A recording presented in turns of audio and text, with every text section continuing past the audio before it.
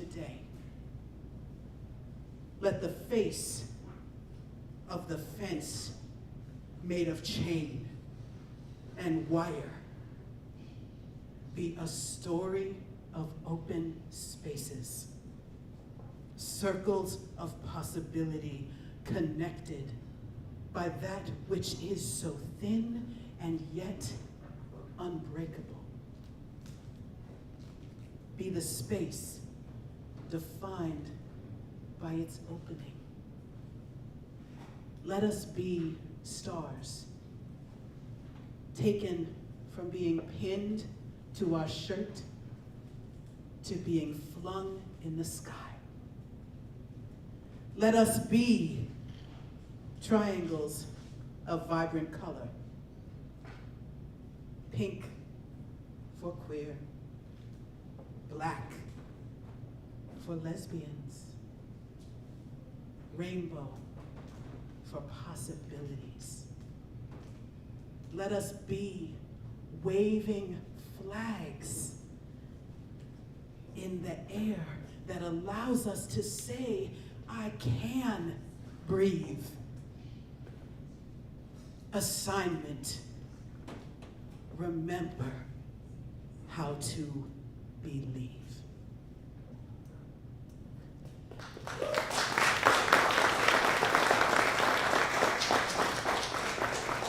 Welcome, welcome, welcome, beautiful people, to our fabulous poetic home away from home. Yes, Third Space. We love you, we live for you, listening booth, y'all. And we not only are here gathered in the listening booth, we actually have the heart, mind, soul, and technology expertise of the listening booth. Y'all, Marissa back there holding us down.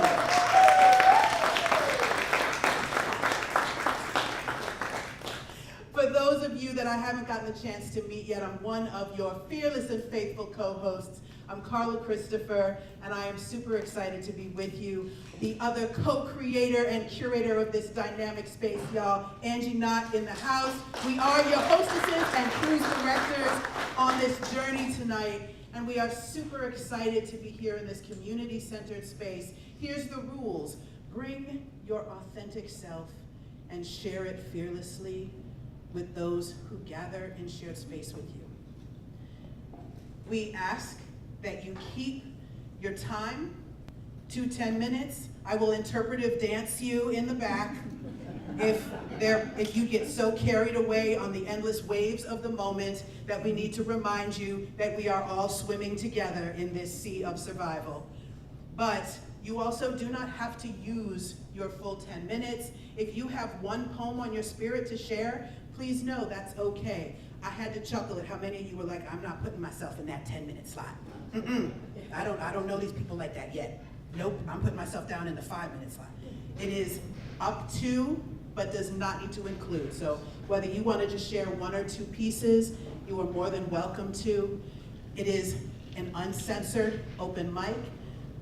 We do ask, if you are going to be sharing about something that may be potentially actively harmful to someone, reconsider that thought. If you want to bring hate language into the space, don't. But if you want to bring vulnerability, authenticity, you want to bring some sexy, these hips still telling the truth. Shakira ain't the only one who they don't lie with.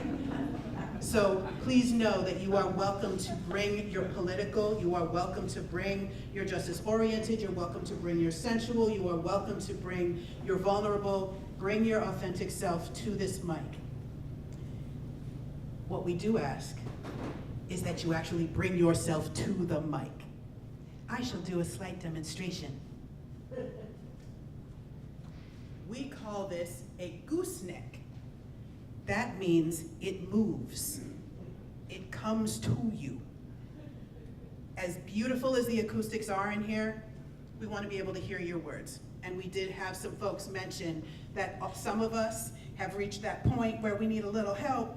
So let's love on our neighbor and make sure that the mic, like this right here, your mouth has to be near it. You can be brilliant over here, and no one will know how brilliant you are being. Also, please remember that if you are reading from a phone, a book, a notebook, if you're up here until you start reading, and then you are down here, we will again lose you. So get into your reading position, bring the mic to you so that we can join you there. That's the only thing we ask. Rock the mic with it being close to your mouth. We are live streamed on Facebook, so if you have friends that can't be here tonight, let them know that they can go to Listening Booth on Facebook, and they can absolutely check you out and see your set, even if they're still sitting in that beach traffic like summer just started and people going wild.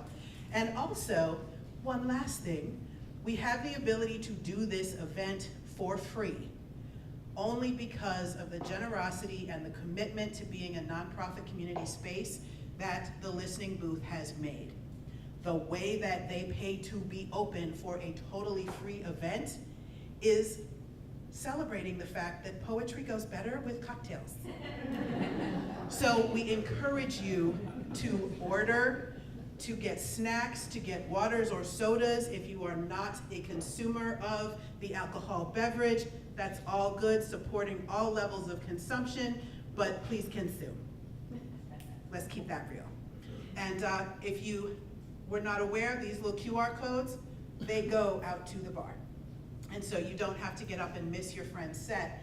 You can actually use the QR code to order drinks at any time during the show, and they will actually bring them in to you and bring them right here at the table. So you don't have to get up and move. Ooh. And if you are inspired by biker vibes, we will be accepting biker poems all night tonight as well. Yes, we will. Yes, we will. So we will, again, be just dancing from the back. I'm going to pull up our sign-up sheet, which we are excited about. And what I'll do is I'll say things like, Terry's up first, and Sue's on deck.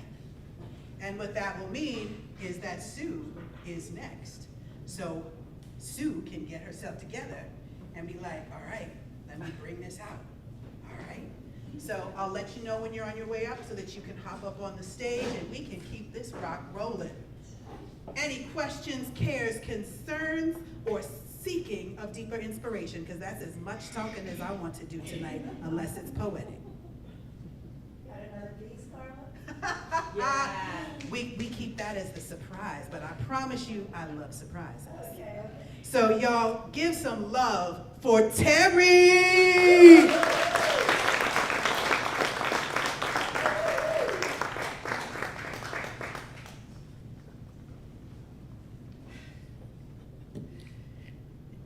Get myself set. All right. Bring the mic to me. Okay, so when I found out we had 10 minutes, it changed my set list. I'm gonna be watching for the dynamic dance, but we'll see what we can fit in. I'll try not to talk too fast, trying to get it all set. So we are about to have a descent into filth. I recognize that I don't really know you all, but what a way to introduce ourselves. So we'll start with this piece called Mixed Pride, and it's subtitled Lucky Dog. What color am I? Light. Can't you look and see? Oh no, that's not what you mean. What's my mix?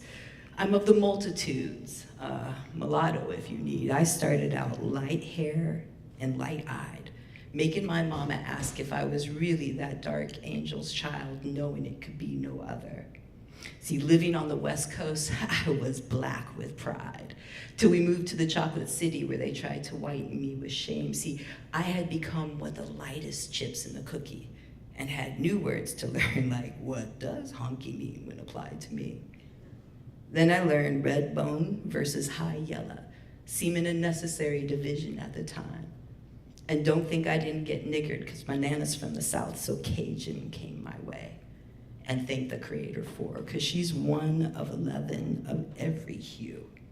She taught me that 60 years ago, it took less than half to pass. In my veins, I have 2 tribes of Native Americans, some African, some French, some Scotch-Irish, some German, and some more. All these people coming together in me, making me the luckiest dog of all. But Heinz 57, zebra, Oreo cookie, a little bit of everything but the kitchen sink. No pure breed, tempted genetic defects. I am strong, healthy, and more than likely to survive. I'm mixed in my opinions. I'm mixed in how I see myself. I'm mixed in how the world sees me. I am multifaceted. How about you?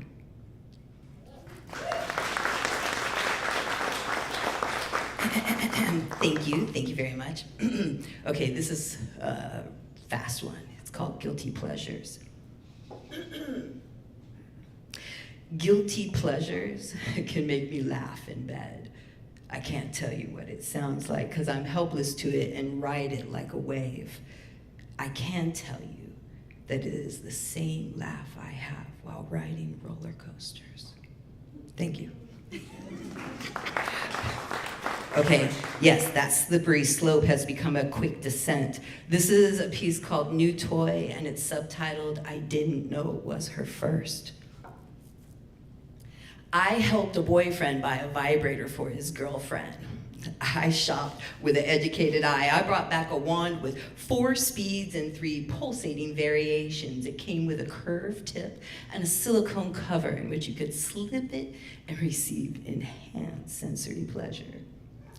I didn't know what I had done handing a hot rod like that to a young gun who only had an inkling of the mechanism's potential for fun. See, in the personal histories of buying high-end vibrators and dildos, it goes slow.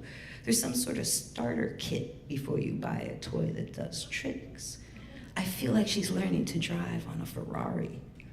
Not that that's a bad thing, it just means she's destined to expect cream. I can only sit back, shake my head, and hope that her sweet pussy lips, hooded clit, and one-handed grip survive intact from her intense non-academic research project. Thank you. That was a true story. Valentine's Day story. So, here we go. This is a love poem. It's called Her Panties. I want to be her panties.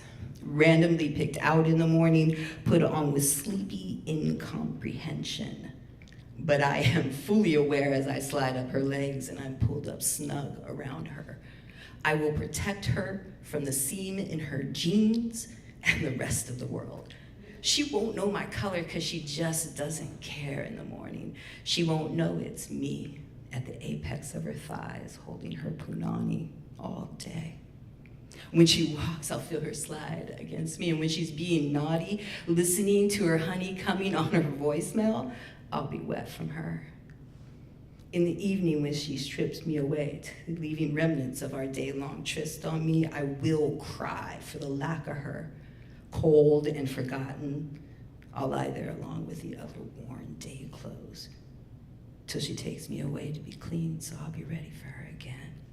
I want to be her panties.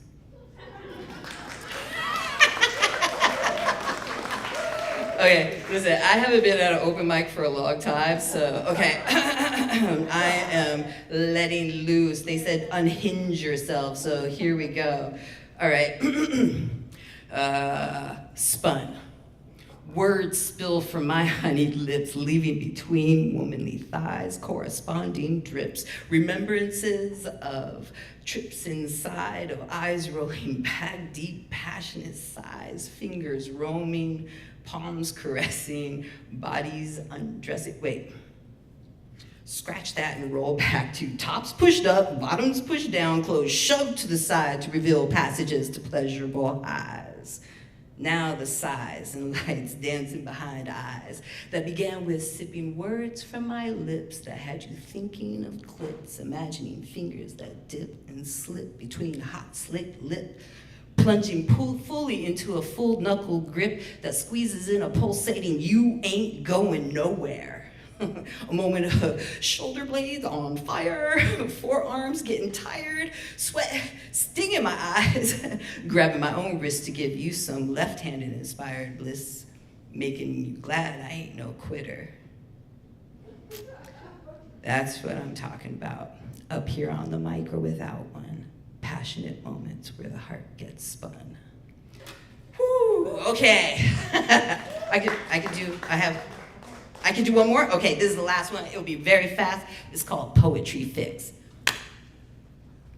I'm addicted to the words that flow in me, to the words that spill from your lips, washing over me, around me, splashing in my mind. I take home the ripples and feel the waves for days, lapping at my shores like hot, long waves.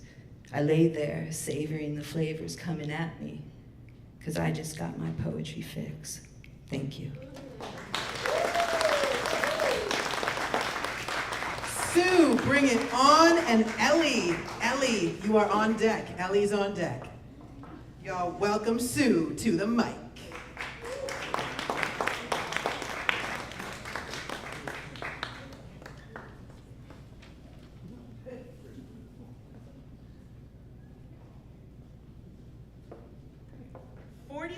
Years ago, I received a grade that was so bad, I didn't even know it existed. I was in my journalism class in college. It was an investigative journalism class. And the professor was somebody who I really respected. He looked like he was Lou Grant from Mary Tyler Moore, and his hair was like all over the place. And his suit looked like it was certainly the same one that he used every week. And he would throw it in the laundry basket, and then there it would stay till the next week when he'd dig it out and wear it again. But he was wonderful, and he had solved so many investigative journalism crimes. I really admired him. So as I sat there, he was passing out papers to everybody, and he gets to me, and he puts it upside down like this, which I thought was really odd. Not very good, but it was very odd. And I pick it up and I look at it, and on it was a giant H-. And for those of you, unlike me, who've never gotten an H-, I'll explain how the grading system works. You can get an A, and that's great. We all love A's. We feel very smart, and that's wonderful. We can get a B, that's also really good. We can get a C, and that means you got the job done, you move on. You can get a D or an F, not so good, you gotta figure out a way to make it up, maybe extra credit or whatever. And this guy kept going. You could get a G, you could get an H, you could get an I. And the reason that he did this was because each word that you misspelled, you'd go a full letter grade down. Now that wouldn't happen because we have computers, and if you get a misspelled word, it turns colors or there's a helpful squiggly line, and you don't do that now. But back then, for those of you that remember, we had a typewriter, and we're plinking with our fingers like this, and if you got a word wrong, and maybe you knew it was wrong and maybe you didn't, obviously I couldn't tell, you'd sort of pull out the paper, and then you'd use whiteout, which, you know, it's like a nail polish thing, and you'd unscrew it, and then you'd paint it, and then you'd go to try and dry it, and you had other things to do, so you might not let it dry enough, and so you'd write in your best font that hopefully looked like a typewriter, and if you didn't wait long enough, it would dig in the paper. It was a hot mess. And obviously, I wasn't catching on to some of these words. So when I saw the H-, I thought, this has got to be a medical diagnosis. Who gets that, right? And so when I looked at it, I went through some stages of grade grief, which is what I like to call it. First was confusion. You know, I thought, okay, maybe it's really an A, you know, the triangle, the A, and somehow it pushed out to an H. I mean, it could happen, right? It's supposed to be an H. But then I saw all the other words circled with this red marker that looked like one of those flip chart markers, even though it wasn't. And there were a lot of words circled. So I thought, okay, it definitely is. And then I got angry. I thought, what are my parents gonna say? You know, I have all these decent grades, and then something that's an H? I mean, what does that even mean? And let's face it, it is rude to give somebody an H-. Some poor college kid that's trying. And I even nudged the guy next to me and I said, hey, what'd you get? And he said, oh, I got an A-. And then he asked me, and I said, well, I got an H minus, and then, well, he could have been a little quieter with what he said, because he wasn't quiet. What? And that was the last time I shared any of my grades with anybody. And then I moved from anger to curiosity. Did anybody here get an M? You know, and how are they going to average my grade? Like, in the end, am I gonna get a G?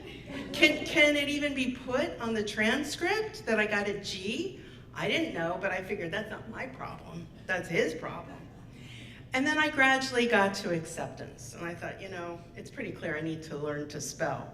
And so I thought, all right, I need to figure it out. So when I'm looking at this paper, I first held it up to the light like you would a $2 bill or something to see is it counterfeit. And again, it wasn't. So I had to move on from that. And the thing about failing was that I hadn't been a good student. It wasn't like I had always been a good student. I hadn't been. But I was trying, I was showing up, I was doing tons of work and working extremely hard. So that's what happens to me when you fail. Failure has teeth, and it has a bite, and it really can get to you. So for a little bit, I thought maybe journalism writing shouldn't be part of my work life. Maybe I should try something else, accounting or something completely different. But I didn't stay there too long. And then gradually life took over, and I had a career, and I wrote a couple books, and I even taught business writing at school, and I kind of moved on from there. And then even more years later, we had some kids, and when they came home and were really upset about a grade where they tried, if they didn't try, I didn't care. If they tried and failed, we'd say, well, at least it's not an H minus like your mom got. And we'd laugh and we'd move on from it. Eventually, a couple years later, after I got the H minus in college, I found myself walking across the graduation stage at Harvard with an A minus average. And so, you know, I look back at this person, this professor, and I look back with some gratitude. Not because he gave me an H minus, because that was overly creative and rude. I mean, that was so rude to give some kid an H minus, right? But he did. But I look back and I'm grateful because he did teach about resilience, and I hope that he's out there somewhere changing the world one grade at a time. Thank you.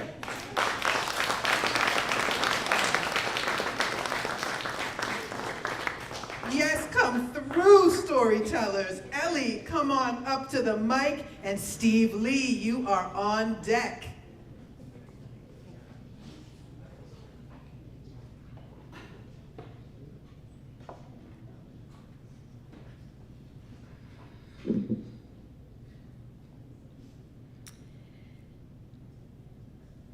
I was a dragon boater a few years ago, and this is one of the practices. Getting the glide. It happened last week in practice. Magically, we were 20 in unison, our paddles penetrating the water in a single sounding stroke. Total focus on the bow pair, setting the rhythm, keeping it strong. Coach said, "That's it, you hit it, you got the glide." We did feel it. The boat lifted, moving through the water quickly, quietly, hovering just above the surface. In a car, it would be hydroplane. In a marathon, it's the zone. In a relationship, it's incredible. In any case, it keeps me coming back for more, to achieve that again, to get that glide.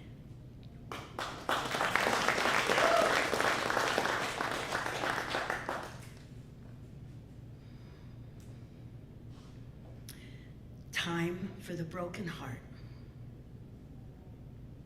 It hangs on me like a bad outfit. Keeps me from trying on anything new. I look, I shop. Nothing appeals to me like you did. It's the being known by you that I miss, the deep knowing that we shared, the growth we both experienced while together. The growth in you was outwardly visible, stages you went through as you ramped up to now. In me, much more internal. So much so, I didn't notice until you were gone. I now have more capacity, an acquired ability to receive. I learned a level of trust that provided many benefits. I found romance and intimacy that had long waned away. I enjoyed intelligent, meaningful conversations. Let me not overlook the few flaws, the distractions that preoccupied you, so insulting to me, the immaturity you often exhibited regarding a love relationship, even though you have an advanced degree, the independence you were sometimes flagrant about, other times completely desperate in needing what I offered. 4 decades have passed since my heart had this much pain. Many loves in between where I was done first. This was one of the times I was not finished. Too long grieving those high places we reached. Hold on, my time will come again. And now I've learned I have so much more to give. It will be excellent.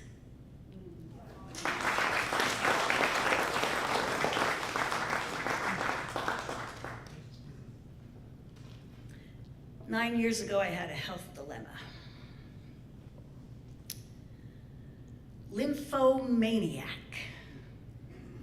Fit, healthy, my life speeding along. Doctor examined a lumpy issue.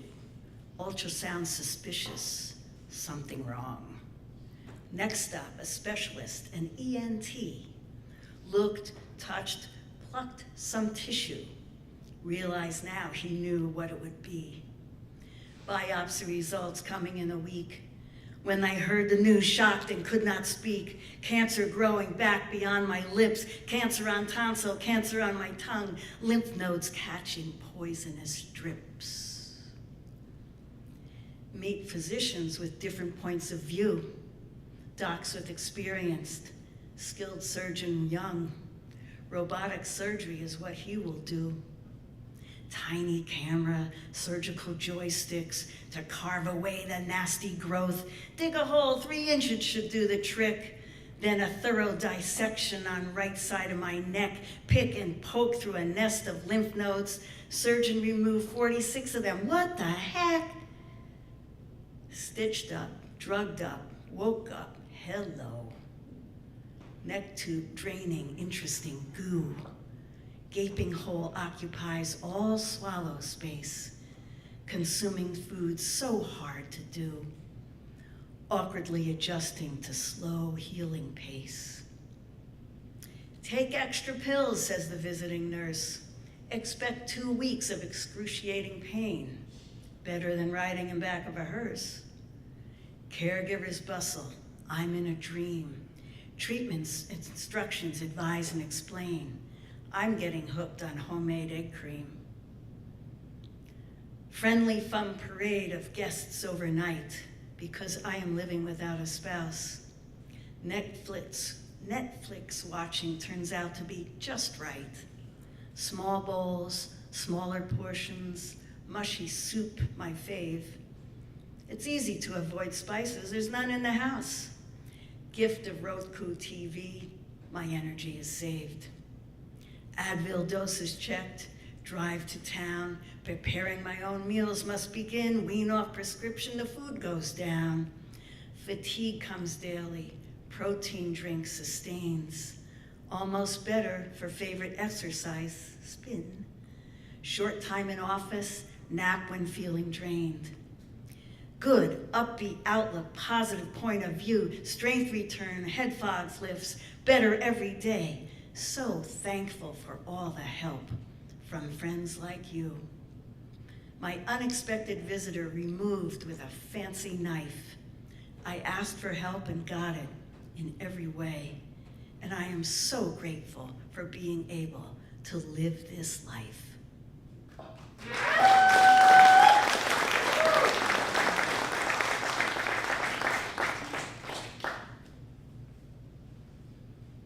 We are in a fire horse year. We've been shedding this past year, shedding what no longer serves us. From a closet or junk drawer to a heartfelt relationships that were once very dear. Some shedding was well planned, some abrupt, and all requiring effort to peel off the last layers and slither away.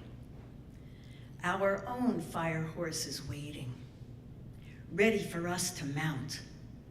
As a strong foundation, our steed will pause, hoof lifted, and scan for our energy to be clear. With patience and knowing, Fire Horse gives a final shiver to shake last bits of what is not for our best good. Then pow, with incredible lightness, we are up and moving forward, wind in our hair kind of motion. We are safely carried rapidly into the next chapter. Hang on, lean into it, and enjoy the wild ride.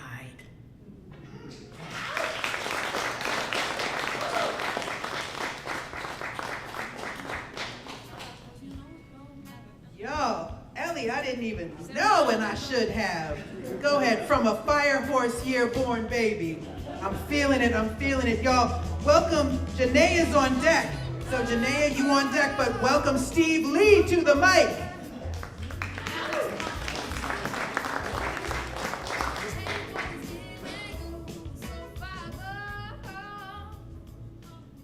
So I was like 22 or 23 years old. I found myself living in a country that doesn't exist anymore called West Germany.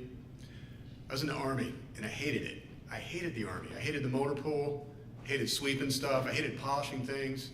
I hated all the dumbassery of the Army.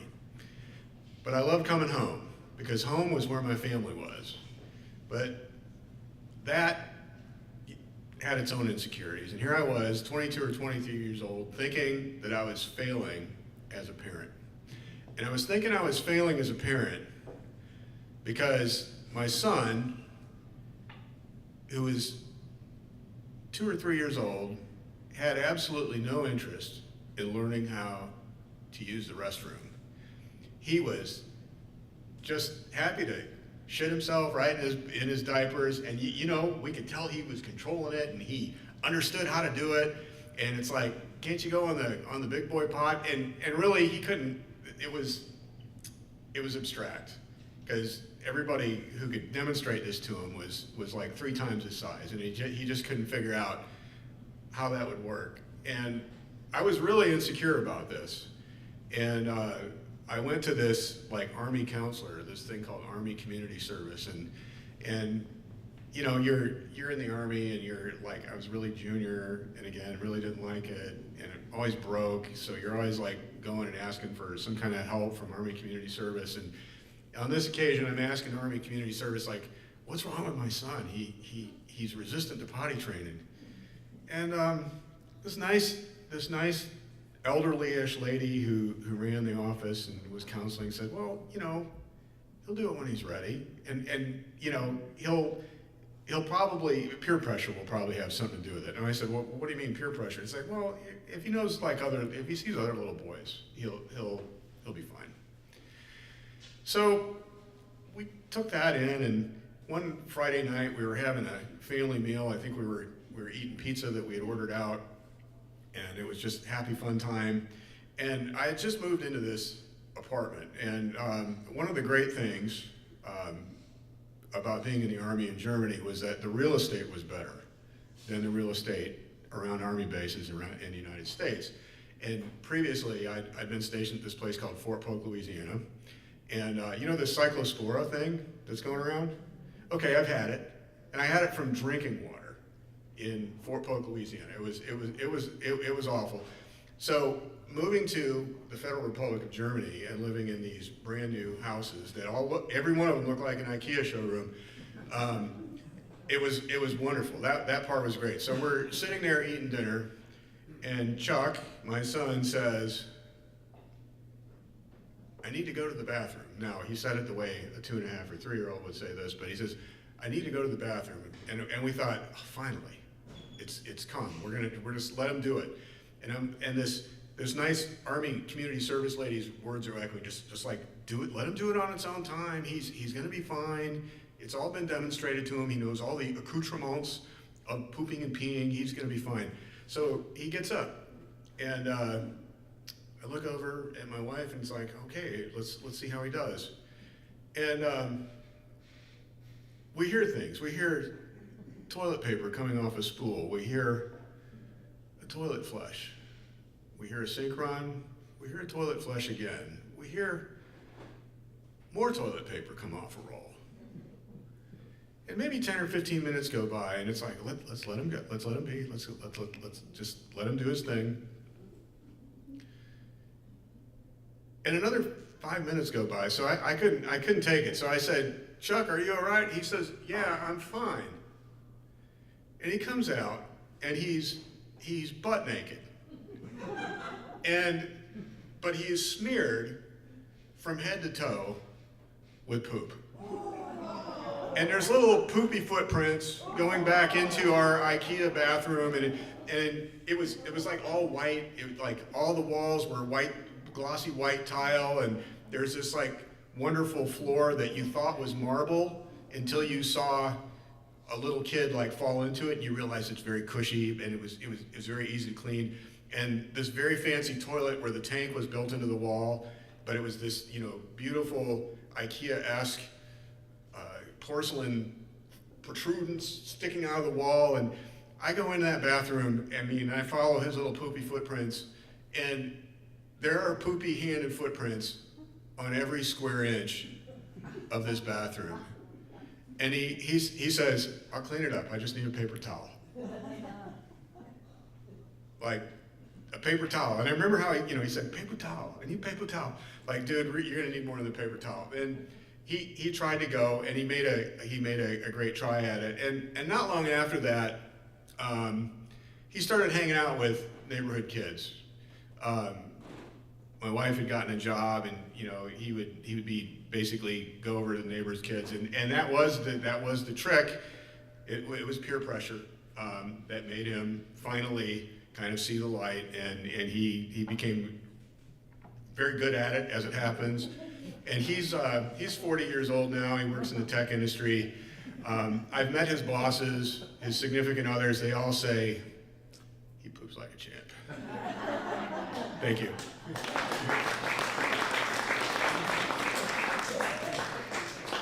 Yes, when the story does not go where you expect it to, but you feel every single bit of it in your body. Woo! Yes, y'all. Steve, you doing it. Janaea, come on to the mic. And Lindsay Collision, you are on deck. Lindsay Collision on deck. But y'all, let's give some love to Janaea.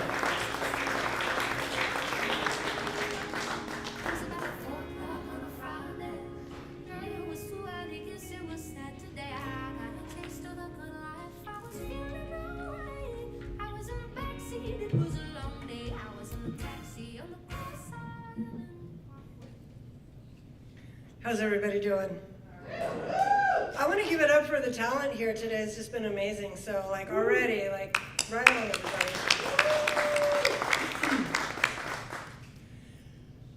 I'm going to do 4 pieces, and this first one is called Hope Farmer, and it's for my friend Corinne. I've been through some shit. I know you have too, so I won't bother with the details. When recounting this most recent rebound, I received one of the greatest compliments of my life. You're a genuine hope farmer. I had to think on that for a minute. I do tend to optimism. I figure if there is a dividing line between full and empty, I know what side I want to be on. So it's true, I grow hope in the fertilizer of shit, where all things start. I get called brave and courageous, a lot. I expect it's due to perpetually, seemingly fresh starts.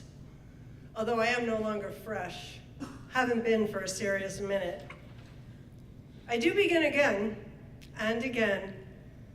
I prefer the word resilient, like the cornstalk that appears after a decimated storm. I think of myself as a wildflower that pokes through the pavement and sprouts in the snow.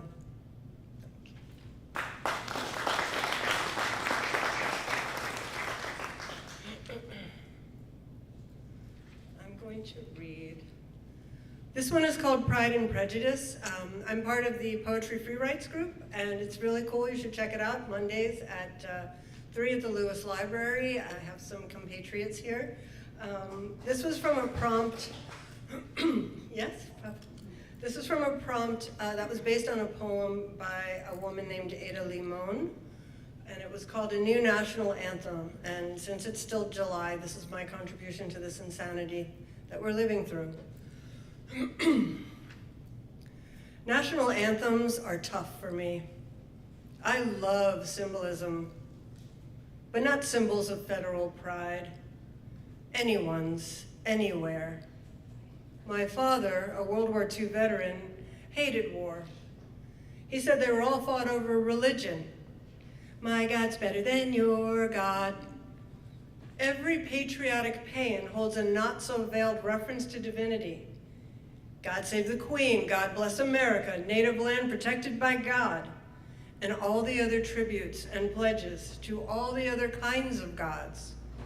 To protect their country's sovereignty, read superiority, with the not-so-side effect of dividing people by their place of birth and their customs and their languages, causing people to say, they're not one of us. I will settle for one anthem that can be sung in any style and in every language. We are one race, the human race. We pledge allegiance to one another.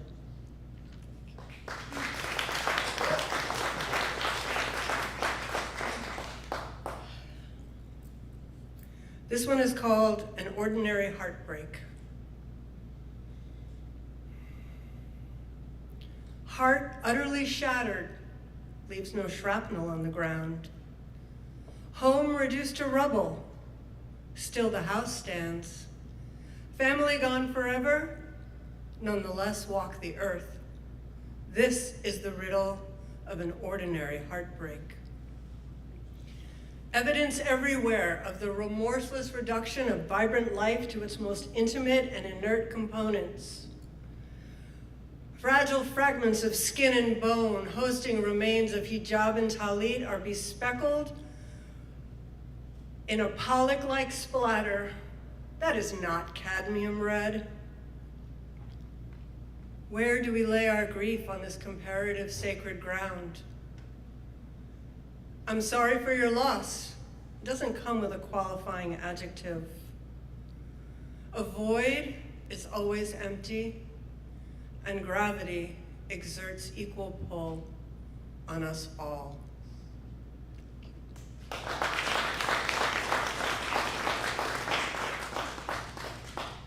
This last piece is called Newish. I wrote it for the Songs and Stories that the Rehoboth Beach Writers Guild puts on. That was their prompt, yes, more.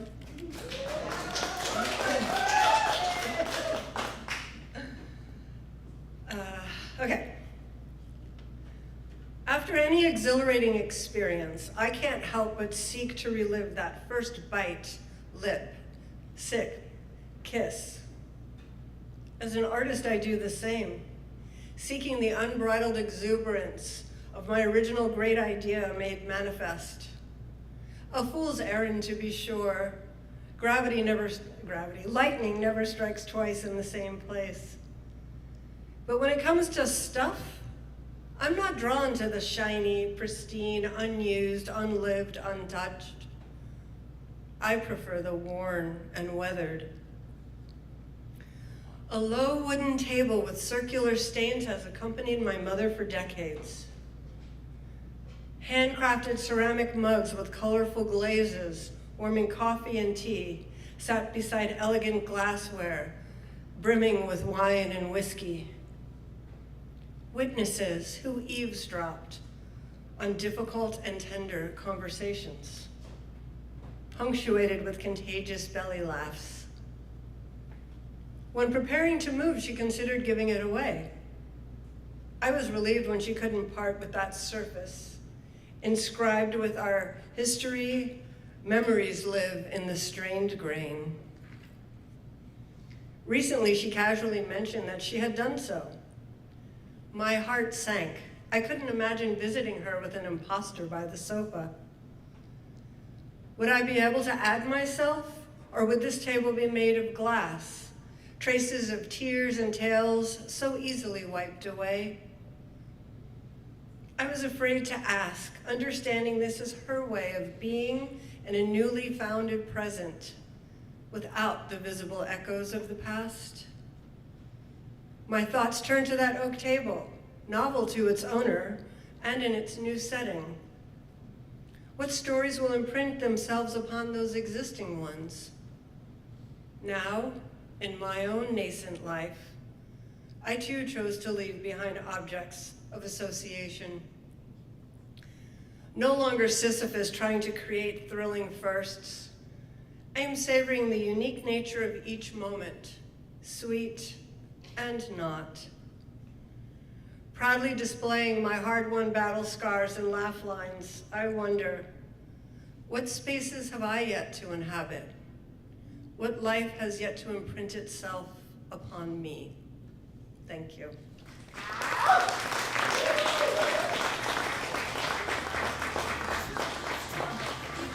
All right, well, Lindsay Collision makes their way up. Deanna Scott, you are on deck. Deanna Scott on deck. But y'all welcome Lindsay Collision to the stage.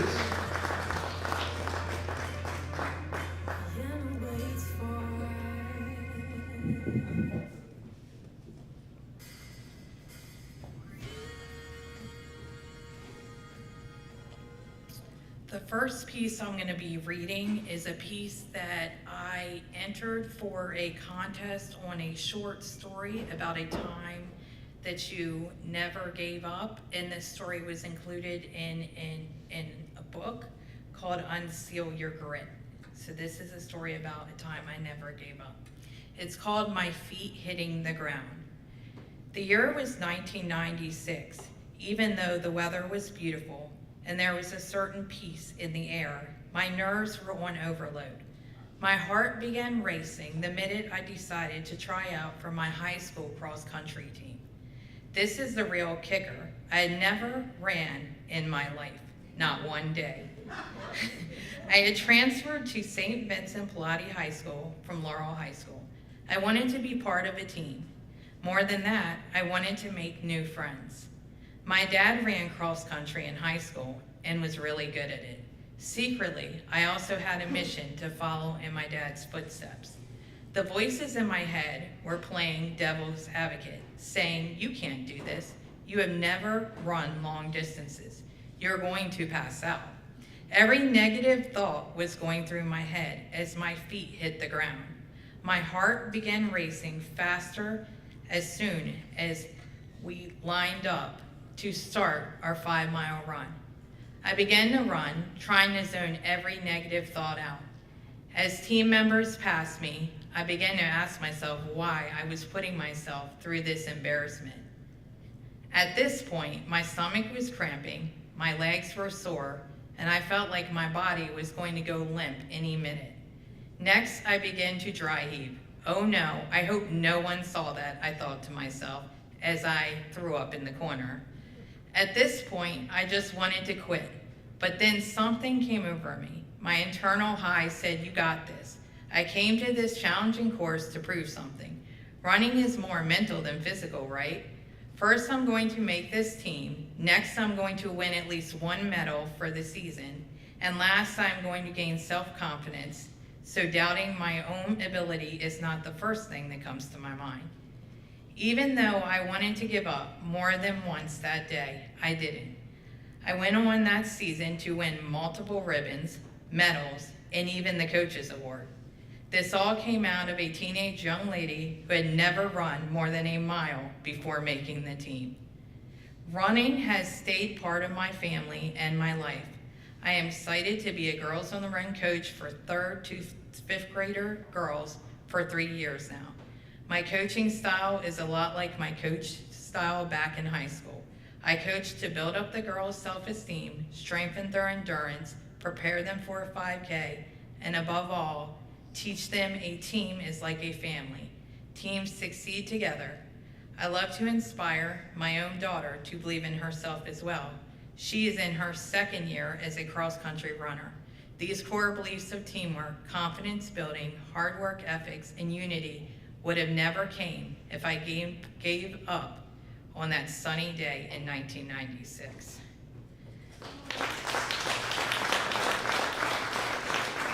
The next thing I'm gonna read is called Please Wake Up. It's a poem.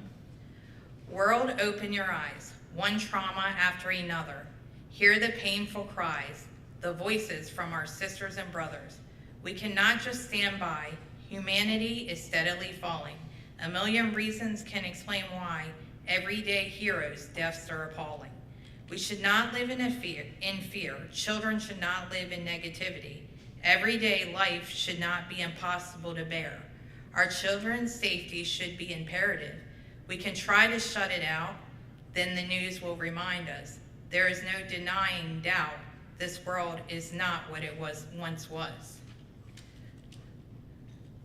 Leaning on the hope that things get better, voices soon will be heard with inspiration.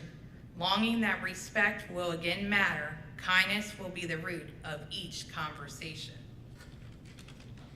Thank you.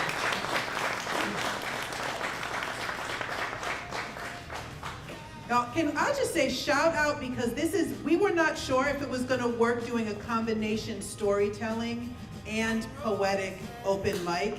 And this has been like the best event of combination of art forms that I have ever been at. So shout out to both poets and the storytellers for coming and playing together, y'all.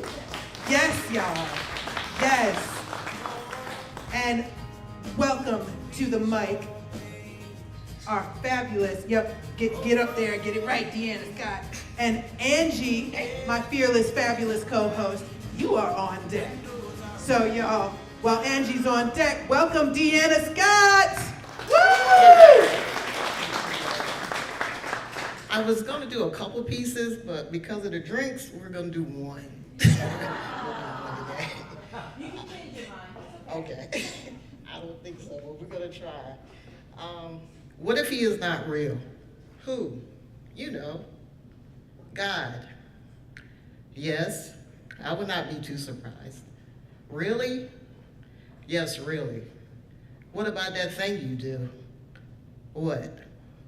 You know what, last year when you were really upset. Prayed? Yes, prayed. That is generations and generations of watching others call out in distress. You pray enough, though you doubt there may be a God. I do have my doubts. Well, you said you wouldn't be surprised. No, I would not be surprised if there was not a God at the end of it all. That is pretty near doubt. I have faith in God, yes, but you wouldn't be surprised if at the end there was no God at all. No, I would not be surprised. Thank you.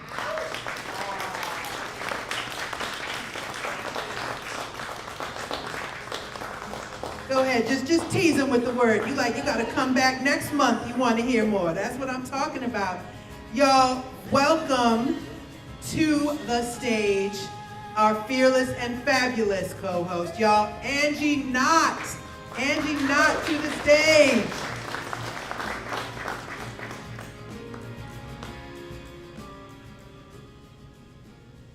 Hello.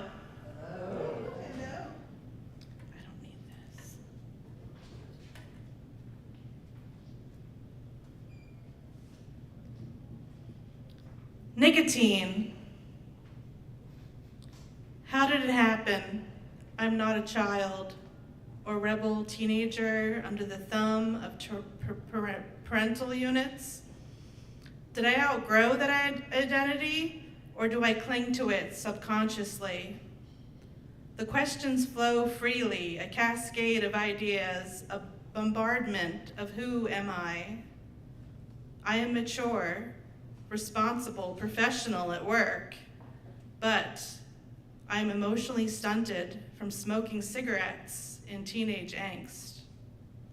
I gave up smoking decades ago. Now, I long for the taste of nicotine and all its prestige. I have a wild streak where I become a movie star, friend to everyone.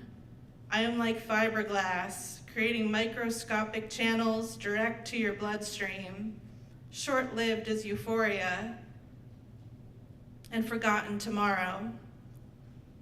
Left with only the smell of tobacco and yellow-stained fingers, a child no one recognizes, an adult no one wants to be.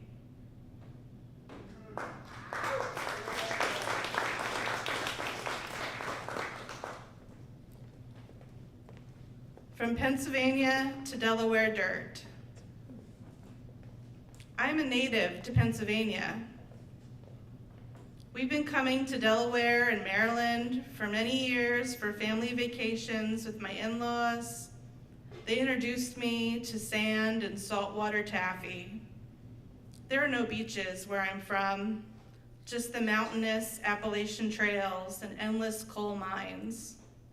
Surprisingly, my birth father was born and raised in Middletown, Delaware. I did not know his family. I only wish I had. I long to feel connected to what lies still beneath Delaware dirt. He passed away in a nursing home a few years back in Tremont, Pennsylvania, wishing to return to these flat marshes one last time. Wish granted when we placed his urn in the ground next to his parents in that old cemetery. Maybe not what he had in mind. No restless sea breeze or seagull cries, just his children's dampened cheeks giving way like saltwater foam. My husband and I moved here 7 years ago, seeking adventure and a new beginning. How long does it take to become a local? My roots only stretch so deep, being cut off from a tree I can never find.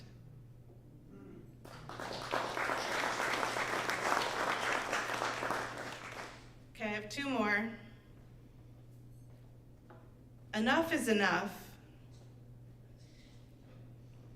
We bend our tolerance threshold when it comes to family, but sometimes enough is enough. There is a reason I stopped visiting my sister. I couldn't stand the neglect. Her selfish attitude was, I didn't have it easy, why should they? Now, they are adults, still living at home, not meeting their true potential. While one leans on addiction and manipulation to survive, the other struggles through a spectrum, eating raw hot dogs dipped in a jar labeled Brandon's peanut butter. I was smart enough not to reproduce. Raising myself was challenging enough. I've taken my experiences of hardship and learned to break the destructive cycle. The pain stops with me.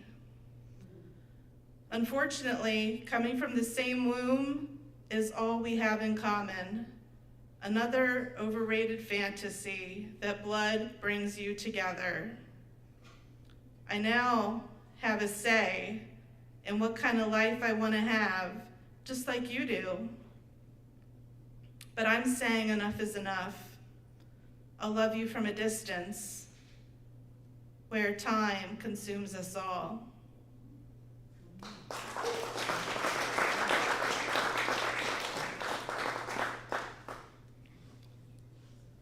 The unnecessary. I wish to call up my mother from adoption. There is so much unsaid.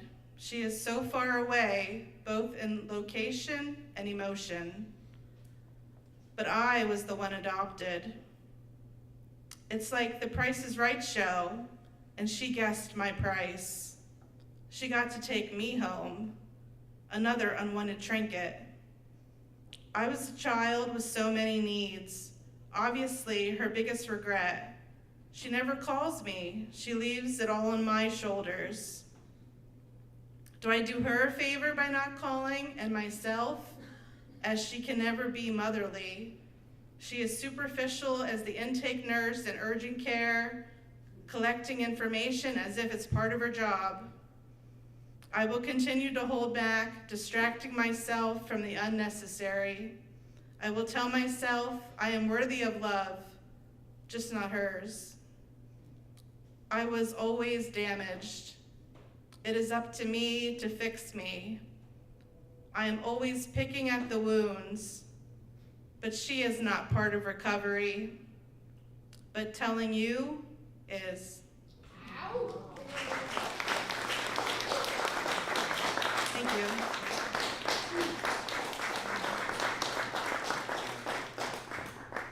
We're going to now take a small break.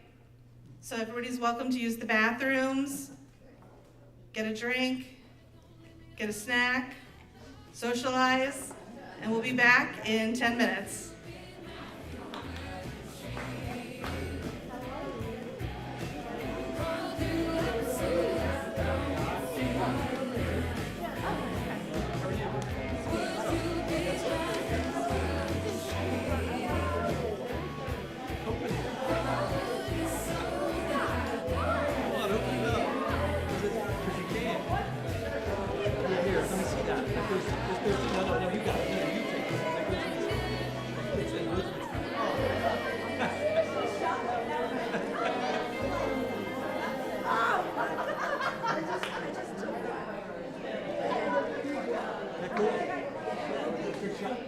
Oh yeah, yeah.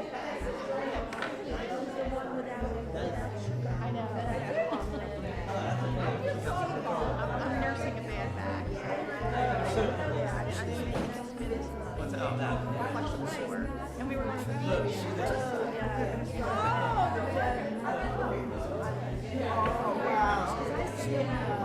That's a magnet. It goes on your fridge. I think you can actually eat that like a pasta. Yeah, that's the it's pasta.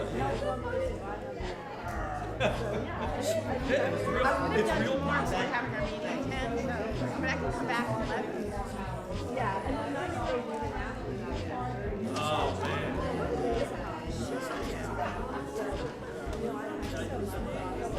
It's cool.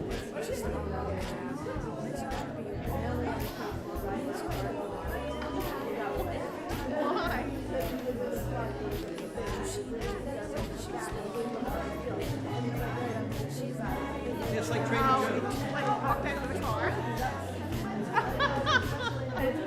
10 minutes of my time.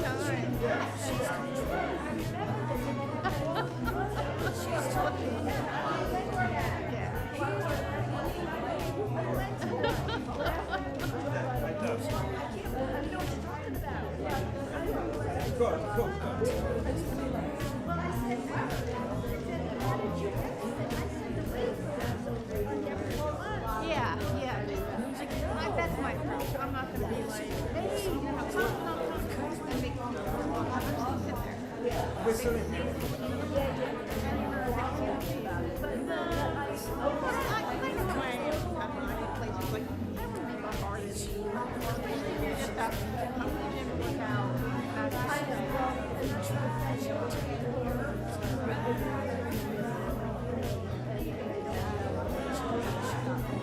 We'll be like, hey, maybe go next time.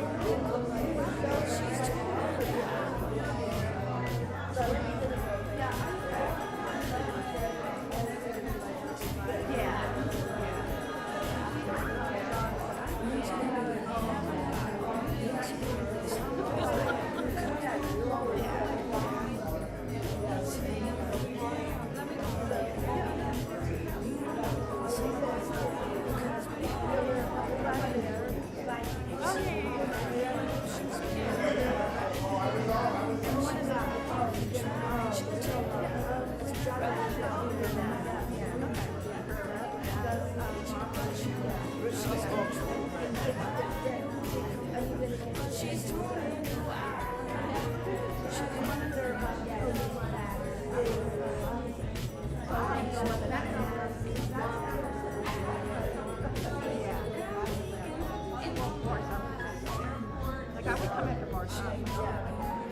back of the wedding. I can change it to something like this real quick. Yeah. Oh, I like that. You might have to try that.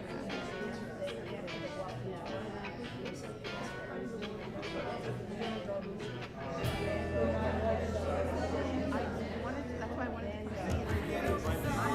check it out.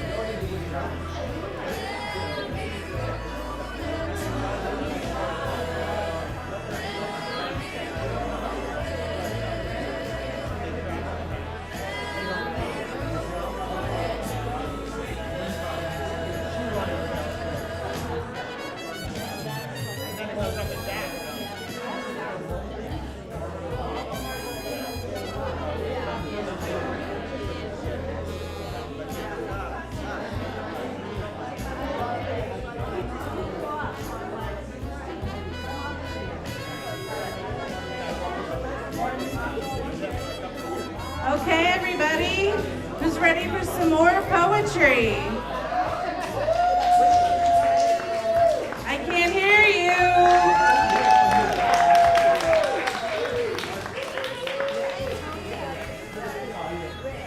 Next to the mic is Bill Crandell, followed by Judith.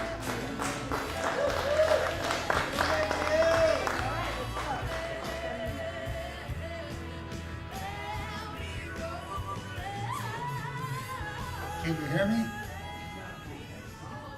Bring that mic a little closer to your mouth, baby. Okay. This first one is a piece of poetry about law called "It is highly illegal to hit someone with an egg." It is highly illegal to hit someone with an egg. Doesn't matter why you do it. It is quite against the reg. No matter if it's raw or poached or sprinkled with nutmeg, nor a robin's, nor an eagle's, nor one from a keg. It is highly illegal to hit someone with an egg. There are no rules forbidding sausages, though.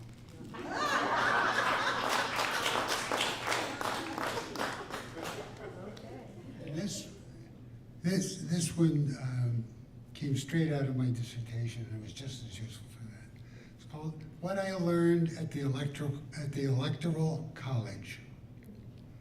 Those who run in any election are not much given to introspection, but shout it from the highest steeple, neither in fact are we the people.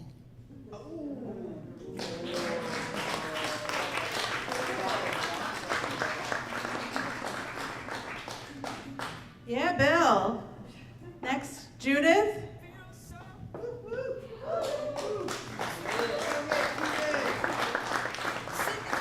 Followed by Bob Parker. You'll see opposites attract. My poetry is different than his. So my first one's called James Baldwin and Me. James Baldwin stood shorter than me, narrow bones, dark shimmering skin. I stood pale beside this pantheon of words, of sentences, of life, inhaling a flume of delight. And I did stand next to him and meet him, which is fabulous. Okay, this is the honor of how much I love Paris. The Windows of Paris, July 6, 2024. Paris opens her windows to me, and I spy beige knee-high boots that dance on the legs of a spry black man with long, soft, shadowy dreadlocks. He tosses back his own allure, encased in a knitted pullover, half covers wide, overdone shoulders, a mountainous aspect of attire, all for show, all seen from the windows of Paris' sunrise sky. He poses, prances, and worships himself. His equally dour pearl-white mate clicks the soundless camera found on everyone's phone. My Paris in early July, on hold for Olympics, fashion and fans and worshipers caught in the life of a cell phone. Rue Amelot, home to a motorcycle repair shop, almost next door to dining extraordinaire, where I ingest the food of goddesses and gods, of culinary expression accumulation, of an ancient edifice of a city. La Plume et la Lune, Michelin delicious, Michelin delectable, my dining loggia on sidewalks of wonder as morsels of heaven appear before me.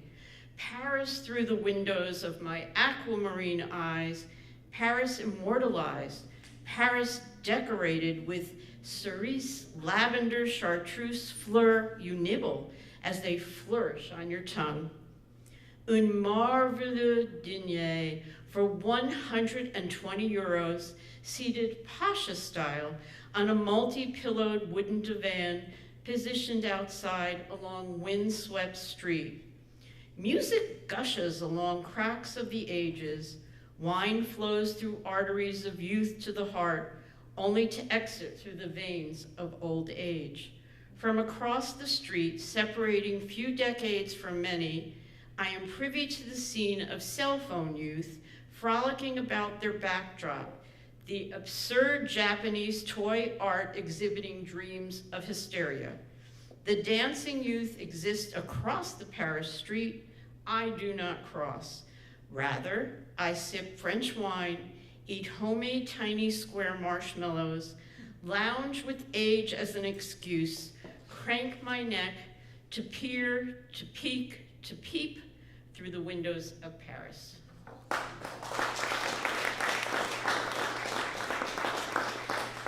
Okay, I have two more. This one is a newer one. I'm trying it out on you.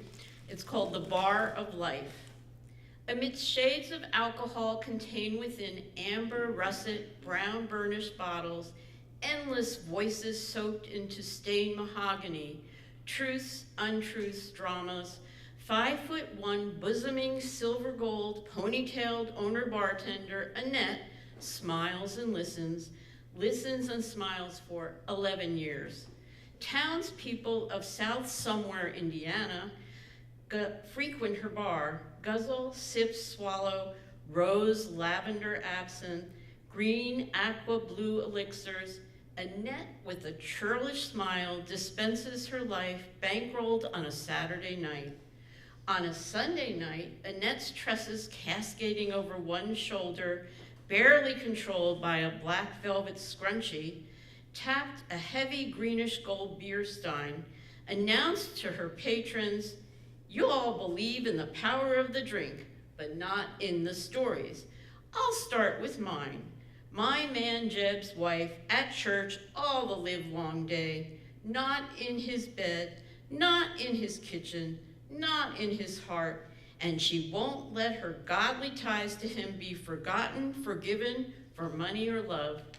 Everyone swayed with discomfort, preferred attending to their imbibing, had not shunned one church to be preached at from another.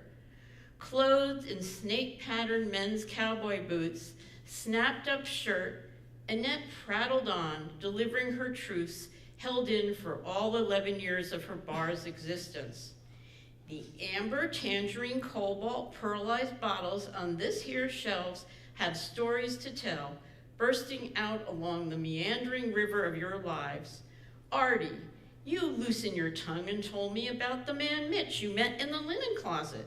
You two men who work as orderlies in the extended care unit of the Orion Medical Center. Or you, Marshall Lee, confessed one gloomy Thursday full of thunder and lightning when you should be home with your third child, birthed on your kitchen formica table that had the dark hair, the shadowed skin of a not husbandman everyone suspected was her daddy.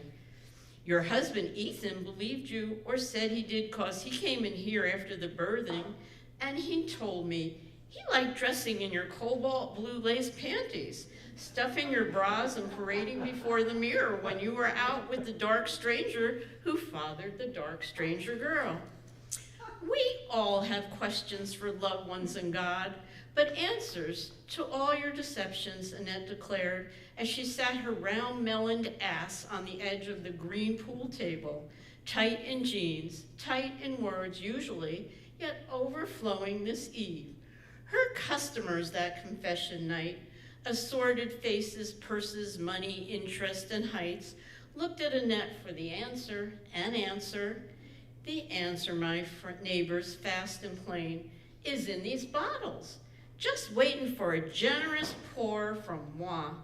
She got behind the bar and shut up for 11 more years.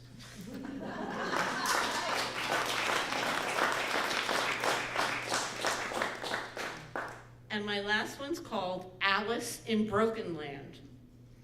The slippery hours of obsession teetered on silver-studded heels as Alice asked the White Rabbit, Queen of Hearts, Cheshire Cat in the Broken Land Tavern, "What's the best refrigerator you ever hugged?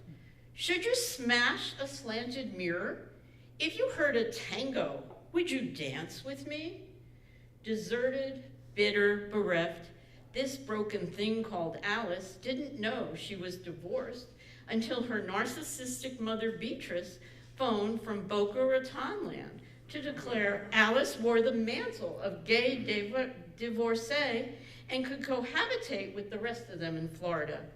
Alice chose to practice the art of loss on a very foggy piano keyboard in Broken Land. Woe be the man, tonight the Mad Hatter, who stood in her sadness stream, for she could not stop her crimson shellac nails from running up and down his naked arms, his fulsome hair, released after she knocked off his trademark hat, placed it rakishly on her head as he bit his Cuban cigar. She grabbed his smoke, he grabbed it back, stirred by madness ascribed to him and the March Hare.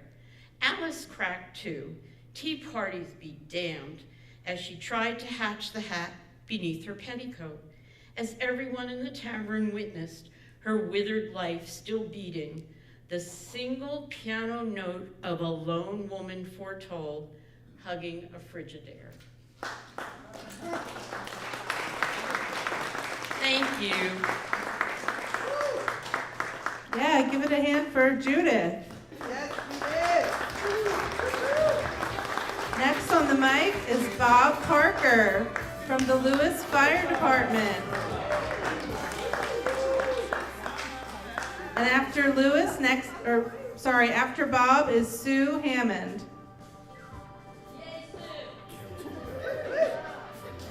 How's everybody doing?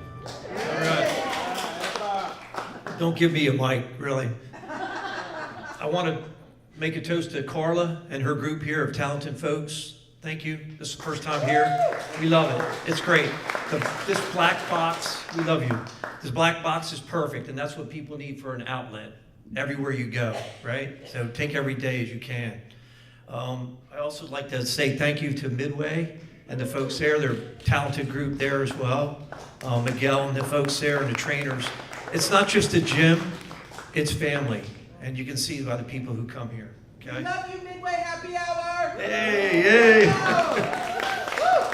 I also want to give a shameless plug out to Fire Station 82, Peaches at the Beaches on Saturday from 8 to 3, this Saturday coming at Station 2, which is on Janus Road. Please join us. There's a bunch of dedicated folks out there. We're all volunteers. We have a few paid folks there, but we're mostly all volunteers. Okay, so come join us for Peaches at the Beaches. That's a good shout out there. So I have a poem. It's called Retirement. Some of you can relate to this, some of you can't, but it goes like this. My nookie days are over. My pilot light is out. What used to be my sex appeal is now my water spout. Time was from its own accord. From my trousers it would spring. Now I have a full-time job finding the blasted thing. It used to be embarrassing the way it would behave. For every single morning, it would stand and watch me shave. As old age approaches, it sure gives me the blues to see it hang its withering head and watch me tie my shoes. Thank you.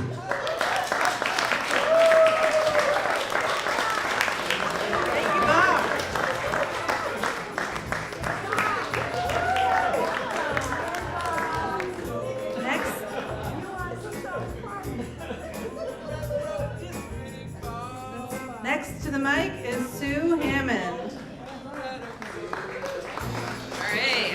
All right, well, I write romances. I write steamy romances. I'm going to start on chapter 2 of my latest book. In chapter 1, there was a bit of a misunderstanding. This is from Sean's point of view. It's lucky I arrived when I did. How much money has Miss No Name stolen for her ghost busting services? First chance I get, line by line, I'm adding up every one of Graham's accounts. While I scowl at the scammer, my grandmother snatches a wooden spoon off the counter and swats my hand. Ouch! Before she can land another hit, I step back. What was that for? She certainly will not refund my payment, Sean James Clark. What has gotten into you? When her spoon rises again, I raise my palms in surrender, neutralizing the deadly threat. My gaze locks horns with a thief. Tight skirt, button-down blouse, hair pulled into a ponytail. She could pass for a paralegal or an office drone. For the unobservant, she'd blend in and slip through, but I know her type. What if sex with me was part of her scam? All 6'4" of me steps between her and the door. She's not going anywhere. Fists tight, legs bent. The con artist narrows her gaze. Move it, holiday balls. I'm late. She wants to fight with me, seriously? As I cough back my scoff, the spoon of torture clips my ear.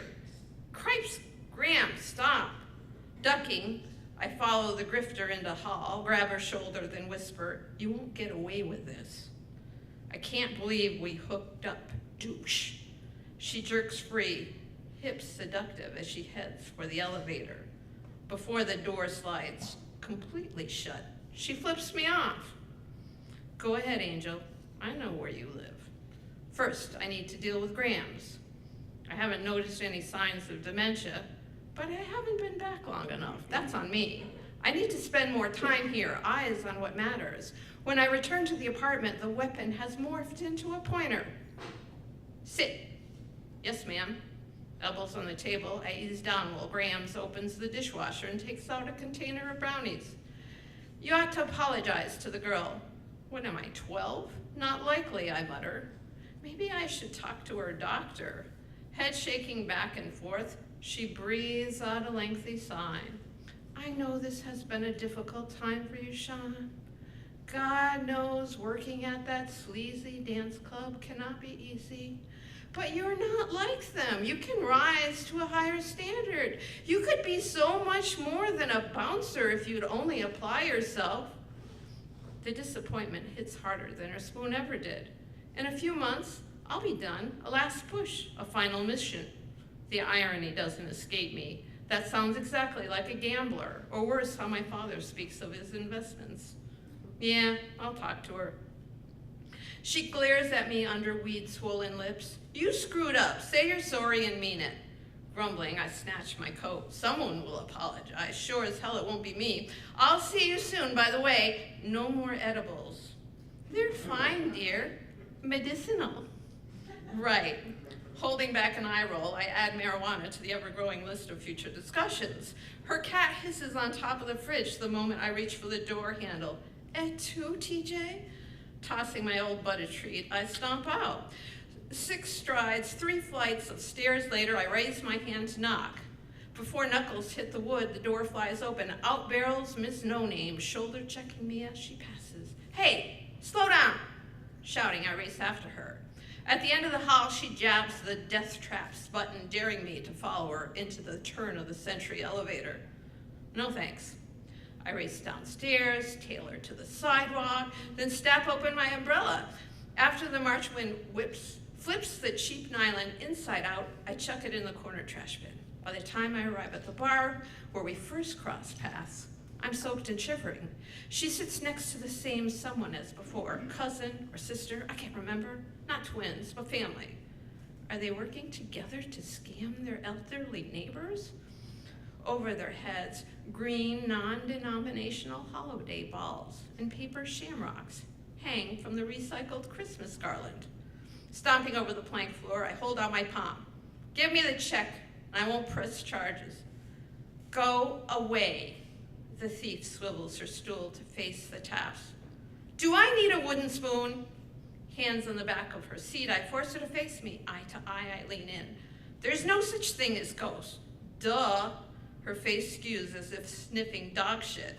My voice lowers to a dangerous pitch. So you admit it? Of course I do. That's not the point. Ruthie believes. Sometimes people need to be heard. If you were around a little more, you'd know. Her jab lands hard. She's right, but it doesn't give her a pass to siphon my grandmother's savings. Fine. She unfolds the check, smoothing it out on my open palm. Take it. Just do me a teensy-weensy favor. Read the memo line before you rip it up. I hold the paper to the light. Lillian Fisher, $175, signed Ruth Ann Clark. So, she rolls her finger, keep going. Fuck me. My face heats at the comments section, written in my grandmother's neat cursive. Thanks for doing my taxes.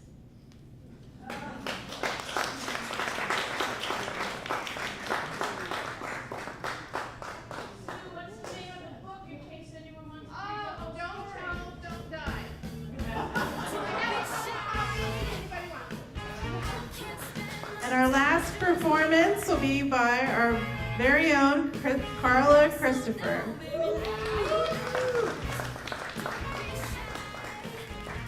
Okay, y'all, I'm gonna need your help with this. So, we're gonna learn a little mini chant song here.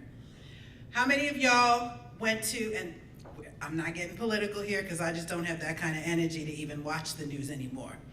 But we did, at a space of mine, a singer-songwriter did one of those like freedom singing workshops. Have you seen those like before some of the marches? And they were like, we're gonna learn some songs instead of just being shouting and having our signs. And there was one that when she sang it, I was like, you know what, that works for literally everything. And it was just so beautiful seeing people of every single age, and there were, the kids were holding hands, and they were like, I don't sing. She said, you can sing this, it's 2 lines. And the words are just, hold on, my dear ones, here comes the dawn. So I'm gonna sing it a couple times, and I'm just gonna keep singing it, and you're gonna sing it with me when you catch it, so that we all know it and we can sing it together. Okay? That's it. It's real simple. Hold on,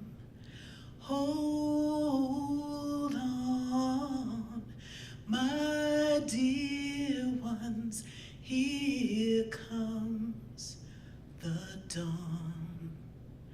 Hold on, my dear ones, here comes the dawn. Hold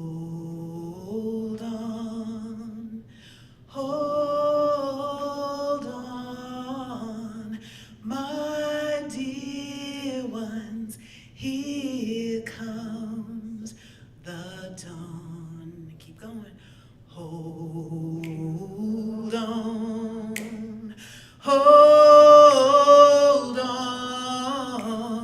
my dear ones, here comes the dawn. Hold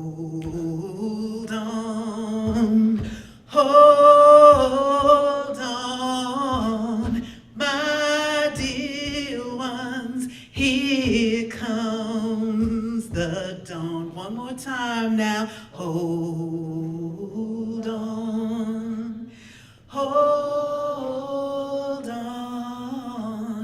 my dear ones, here comes the dawn. Healing is freedom songs, rung bell clear across church bench and linked hands.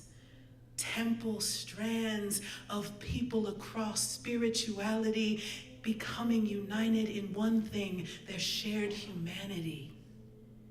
Held back against tears, held back against memories, held back against the suppression of the power within the story poem. Prayer in the body electric, with connected electric life. Healing is soft murmured hum, repeated from parade to march, from Capitol steps to soft light of candle, now keeping vigil, close watch, believing beyond candle. that resurrection healing comes in the holding we do of space and hope, of prayer, energy, meditation, of sending into the universe. We whisper together, yes, God, to the God of many names, in dozens of voices, still singing, across time, across tradition, across political party, across division, we are still singing. Hands extended, clasped, voices ringing, we are singing. Hold on, hold on, my dear ones, here comes the dawn. Hold on, hold on, my dear ones, here comes the dawn. Beloveds, thank you for sharing this space with us tonight. Thank you for being a representation of pure voice, expression, authenticity, and beauty, making the world just that fraction of a better place than it was 2 hours ago. Y'all, we did that thing tonight. Can you give some love to everyone brave enough to take the mic that came up on stage this evening and shared?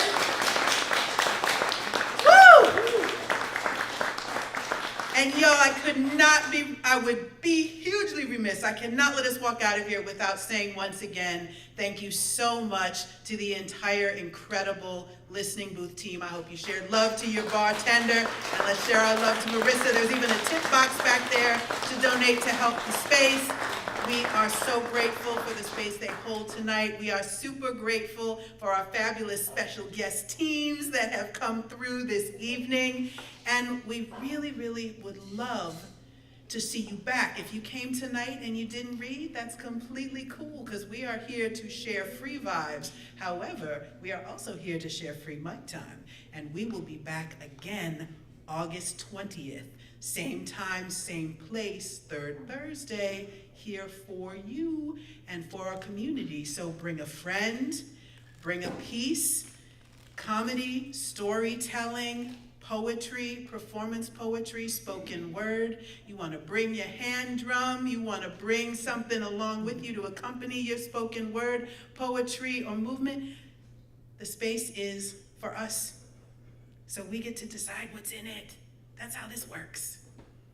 So each and every one of you, I really hope I get to be with you again on August 20th. But in this time, this place, this space, I want to say thank you for being you, and thank you for creating an incredible, amazing night. Y'all enjoy your weekend, because you earned it, y'all. Travel safe and have a great night. On behalf of me and Angie, thank you, everybody. Good night.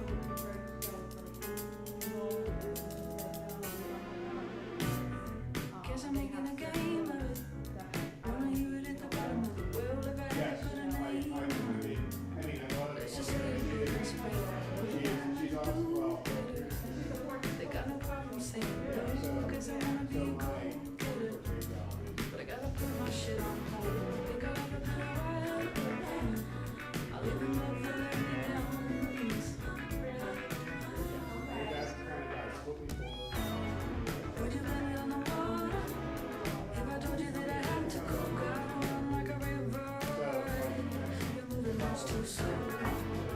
Would you blame it on the water? If I told you that I had to go, gonna run like a river.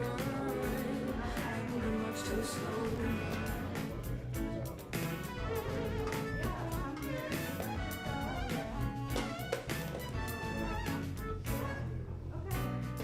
Are you speaking to the dark of me? Can you tell what I'm capable of? Got me feeling like I've been another knee. Still you're giving so much love. Gonna find a better vibration. I'm gonna love the mess of me. 'Cause there's nothing like a time wasted. When you're dying every day, I can give you what you need, baby. You gotta get it, stop and giving it away.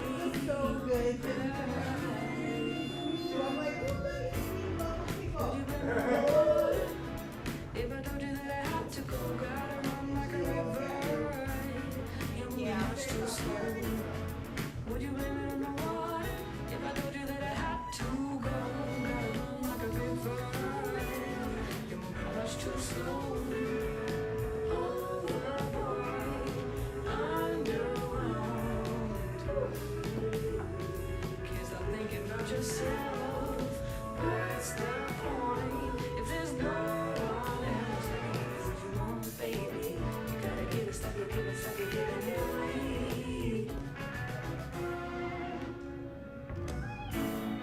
Would you blame it on the water? If I told you that I had to go, gotta run like a river. You're moving much too slow.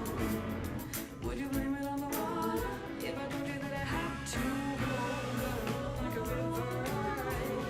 You're moving much too slow. Would you blame it on the water? If I told you that I had to go, gotta run like a river. You're moving much too slow. Would you blame it on the water?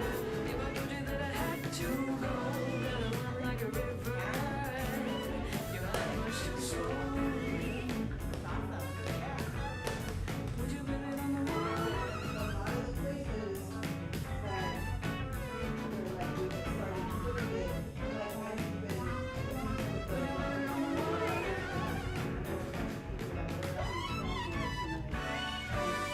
Would you blame it on the water? The LGBTQ groups and like going into like some of the Facebook groups and stuff, and there were several people that were there from those groups. And like the very first one, the erotic biracial woman, is the artist market that's in like Wilmington. Yeah, she is one of the artists there, and so she's like, yeah, I'll tell people.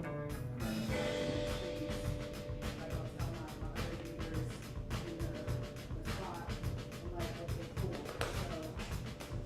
So Everything you do ain't necessary. Just trying to get next to you. It ain't necessary. I just want you to know. It ain't necessary. But I'm not gonna let you go. Oh, think about you in the morning time. It ain't necessary. You stay on my mind. It ain't necessary. I just want you to know. It ain't necessary. But I'm not gonna let you go. Oh, it ain't necessary, baby. All I wanted was you. It ain't necessary, baby.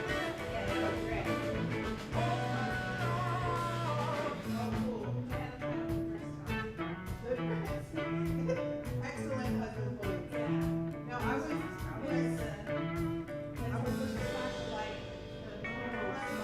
Yeah, smart. Strobe light. Those things you do, it ain't necessary, but you really don't need to. It ain't necessary. Things you go through, it ain't necessary. Show me that your love is true. Oh, think about you in the morning time. It ain't necessary. You stay on my mind. It ain't necessary. I just want you to know it ain't necessary. I'll never